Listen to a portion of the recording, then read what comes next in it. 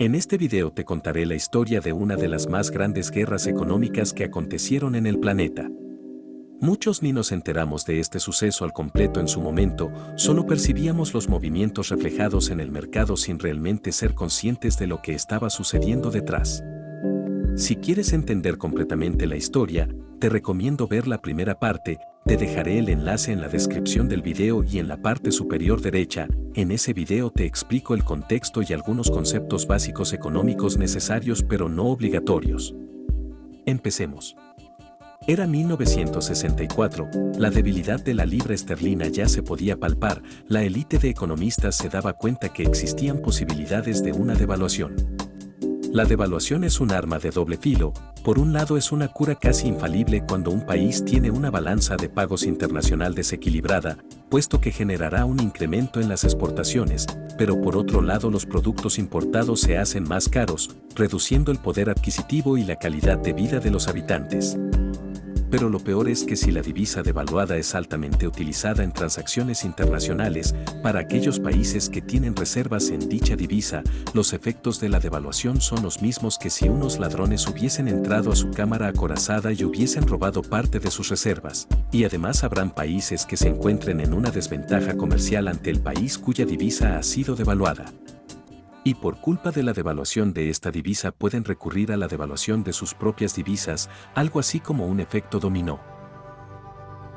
En otra situación, si la demanda de su propia divisa es lo bastante elevada, el país puede proceder a su revaluación, que es lo contrario a la devaluación, como hicieron Alemania y Países Bajos en 1961. Ninguna divisa está exenta del efecto de una balanza de pagos deficitaria o de la especulación. Este es un breve esbozo de las reglas de un juego muy intrincado en el que tú, yo y prácticamente todo el mundo en todas partes es un jugador involuntario. Esta historia se llama La defensa de la libra esterlina. Parte 2.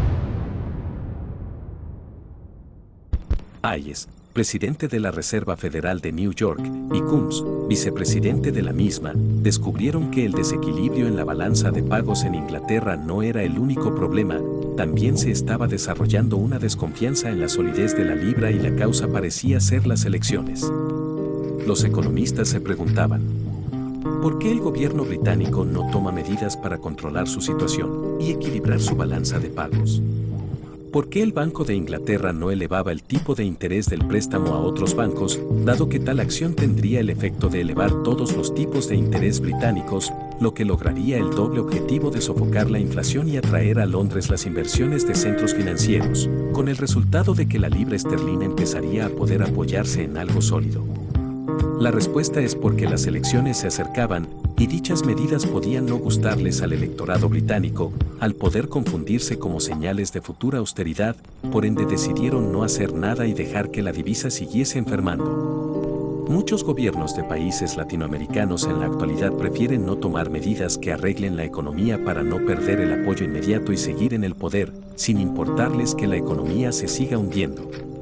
Ya lo decía mi abuela, el remedio puede saber amargo cuando lo consumes, pero es mejor tomarlo a que dejar que la enfermedad empeore. A pesar de esto, el Banco de Inglaterra tenía un plan. Este banco contaba con un acuerdo permanente con la Reserva Federal de New York, que le permitía a cada institución pedir prestado a la otra hasta $500 millones de esos tiempos, a corto plazo, en cualquier momento y casi sin papeleos. Además de solicitar este préstamo, el Banco de Inglaterra se movió para obtener otros préstamos de bancos europeos y del Banco de Canadá por la suma de $500 millones. En total, los préstamos que adquirió fueron de $1.000 millones, que sumado a las reservas que el propio banco tenía daban una cifra total de casi $2.600 millones, lo cual si lo convertimos al dinero actual sería equivalente a casi $22.000 millones, pero seguiremos usando las cifras de esos años. Estos $2.600 millones era un considerable almacén de munición. Si el ataque especulativo sobre la libra continuaba o se intensificaba, el Banco de Inglaterra respondería con fuego de defensa, comprando libras esterlinas con dólares en el campo de batalla del libre mercado, y en teoría, los atacantes huirían en desbandada. El ataque se intensificó, y un nuevo gobierno entró al poder percatándose de la crisis y dándose cuenta que era preciso tomar acciones drásticas e inmediatas. Los vendedores, también llamados osos en la jerga financiera, dominaron todo el mercado de la libra durante las siguientes semanas y el Banco Central de Inglaterra se esforzó en combatirlos utilizando su preciosa munición de Arsenal prestado de $1.000 millones. Pero a finales de octubre de 1964 casi la mitad de ese arsenal ya había sido consumido y los osos continuaban avanzando sobre la libra centésima a centésima. La especulación es algo inherente al comercio internacional y por su naturaleza es casi imposible de aislar, identificar o definir. En un lado están las transacciones legítimas con efectos especulativos, suponiendo que un importador británico paga la mercadería por adelantado antes de recibirla, de alguna forma estaría especulando contra la libra. Y en el otro extremo están los que piden libras prestadas y luego convierten el préstamo en dólares. Estos operadores, en lugar de proteger sus intereses comerciales, practican un tipo de especulación llamada venta en corto. Luego de vender sus libras prestadas a dólares esperan poder recomprar esas libras a un precio más barato en el futuro, y con ello tratar de obtener beneficio por el descenso en el precio de la divisa sobre la que están especulando. Durante los siguientes días el ataque de los especuladores se mantenía firme y el precioso Arsenal de Inglaterra continuaba en descenso.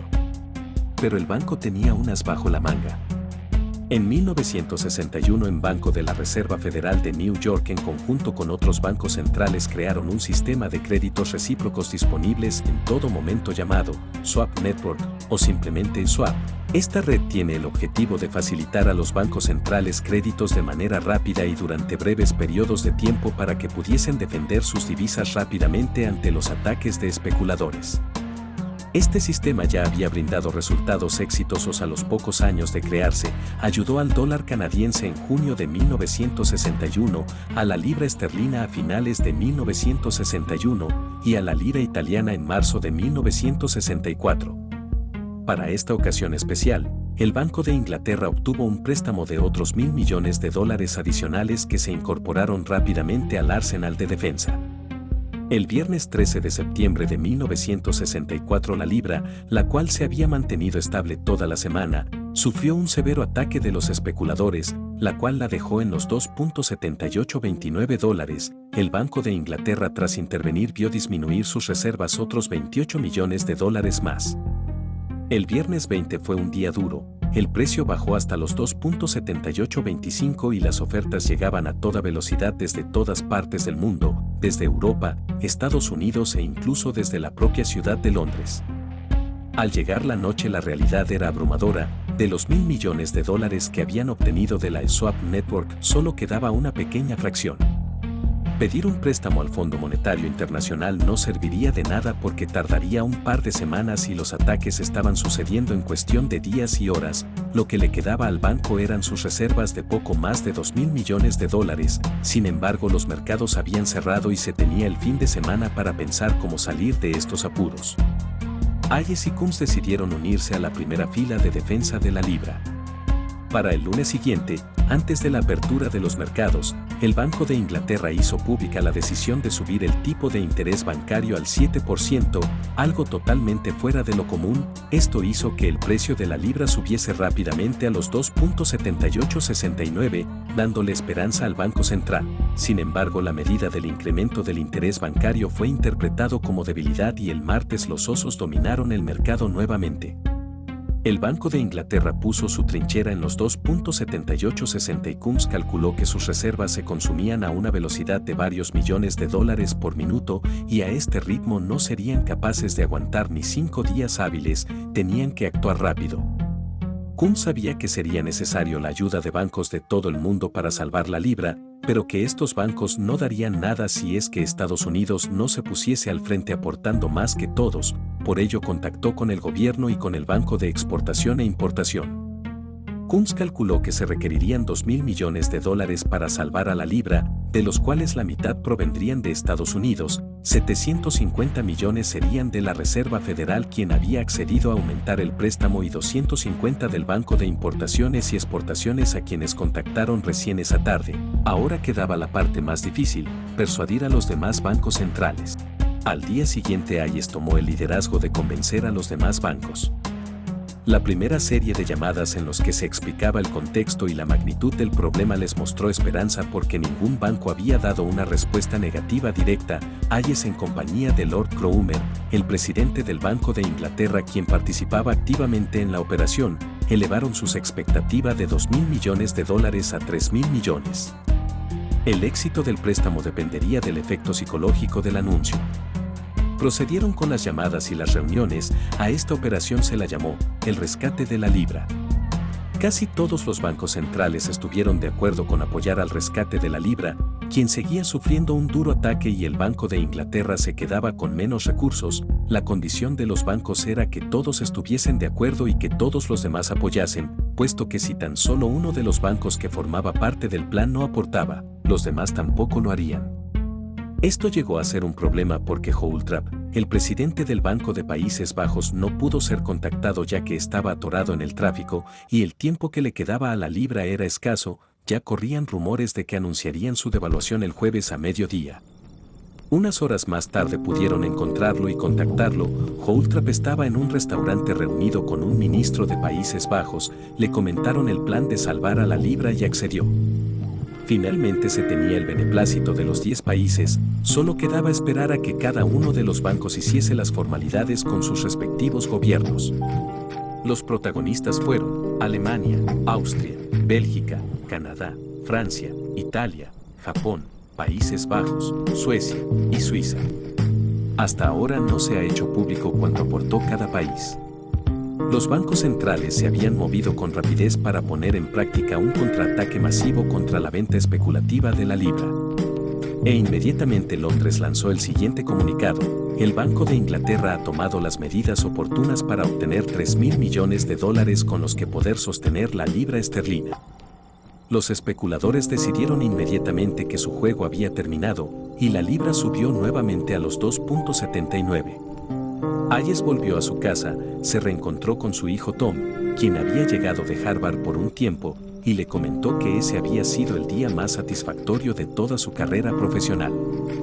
Había quedado demostrado la gran habilidad de las personas y los economistas para defender el orden monetario, y además que el mundo de la banca puede ser altamente emocionante. ¿Pero qué pasó después? ¿La libra logró mantenerse? ¿Todo acabó en un final feliz? La respuesta es que no. La triste realidad es que el ataque de los especuladores recién estaba empezando, que no iban a conformarse atacando solamente a la libra, y que ni $3.000 ni $5.000 millones iban a ser capaces de detenerlos. ¿Quieres saber cómo terminó la historia realmente? Haz clic aquí en la parte 3 y final, y haz clic aquí para suscribirte a Neoconomy y aprender de economía todas las semanas. Un saludo y hasta la próxima.